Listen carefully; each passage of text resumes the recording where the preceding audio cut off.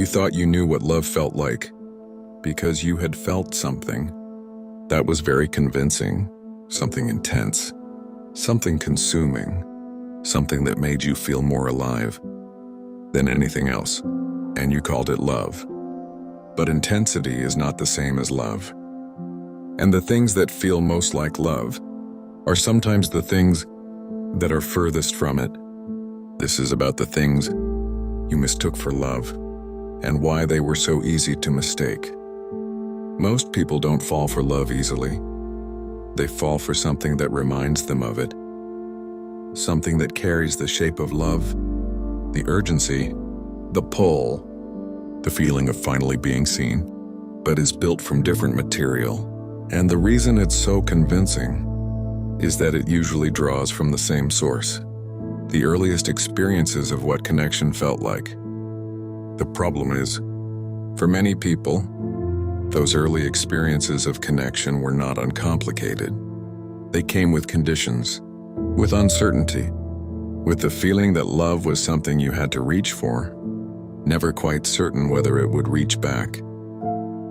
And so the nervous system learned to recognize that feeling as love. The first thing many people mistake for love is intensity, the relationship that consumes you, the connection that makes everything else seem quieter by comparison, the person you can't stop thinking about, not always because things are good, but because things are uncertain.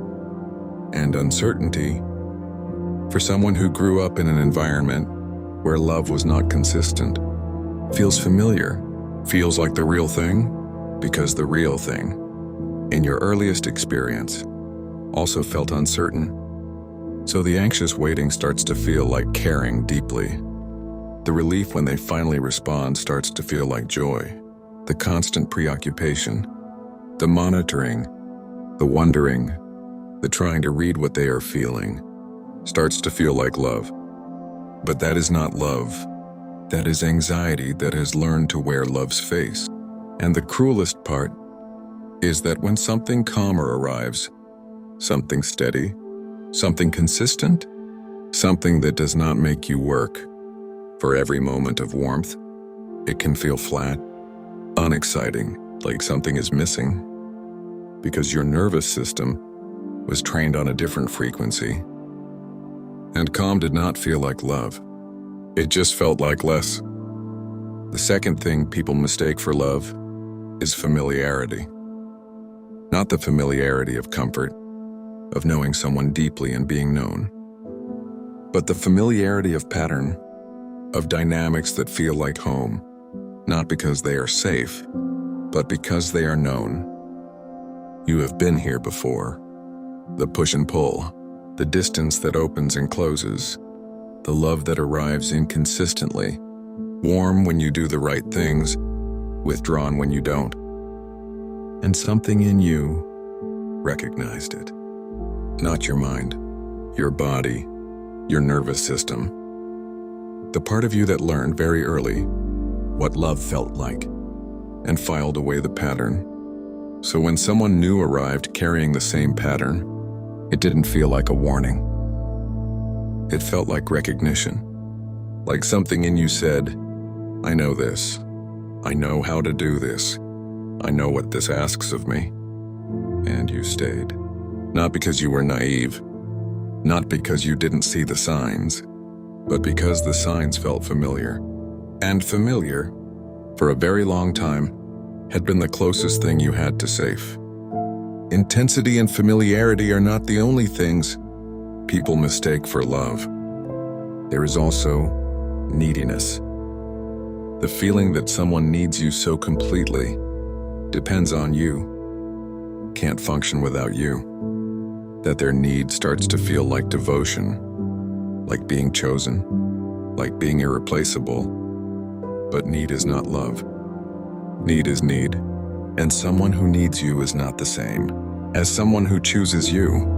There is also intensity of conflict, relationships where the fighting is as passionate as the making up, where the cycle of rupture and repair starts to feel like depth, like the relationship means something, precisely because it costs something. But conflict is not intimacy, and a relationship that keeps breaking is not proving its importance by surviving. It is showing you what it is made of. And there is being someone's exception, being told, explicitly or implicitly, that you are different from everyone else, that they have never felt this way before, that you are the one person who understands them, and that can feel like love.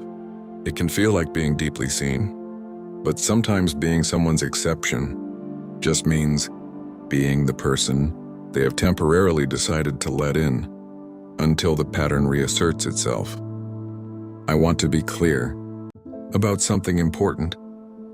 The reason you mistook these things for love was not stupidity, was not weakness, was not some failure of judgment that a wiser person would have avoided. It was because you were working with the map you were given, and the map said, love feels like this.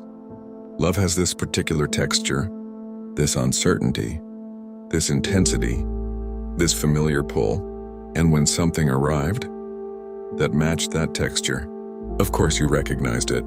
Of course it felt real. Of course it felt like the thing you had been looking for, because in many ways, it was the version of love you had learned to recognize, just not the version you actually needed. And those are not always the same thing. This is the part that is hardest to describe, because love, real love, the kind that doesn't require you to constantly earn your place, often feels quieter than what you were used to. It doesn't pulse with the same urgency. It doesn't carry the same anxious electricity. It doesn't make you feel like you are always one wrong move away from losing it. And because of that, it can be easy to undervalue, easy to mistake for ordinary, easy to leave in search of something that feels more like what you learned love was supposed to feel like. But here's what real love tends to feel like. It feels like being able to breathe, like not having to monitor the temperature of someone's mood before you speak, like knowing that a disagreement will not cost you the relationship, like being seen, not just on your best days, not just when you are useful, but on the ordinary days too. The quiet ones, the unremarkable ones, the ones where you are not performing or achieving, or making yourself easy to love, just existing and being loved anyway. If you have spent years chasing the feeling that you thought was love, I want to offer you something to sit with. Not an answer, just a question. What if the things that felt most like love were actually teaching you something about yourself, about what you learned to reach for, about what your nervous system came to expect, about the map you have been navigating by for most of your life? Because the map can be redrawn, not quickly, not easily, not without grief for the time spent navigating by the old one, but slowly, in small moments, in quiet choices, in the willingness to let something steady feel like enough. It is possible to learn a different definition, one that doesn't require you to be anxious to feel connected, one that doesn't ask you to earn your place every day, one that feels less like reaching for something, that keeps moving away, and more like arriving somewhere you are actually allowed to stay.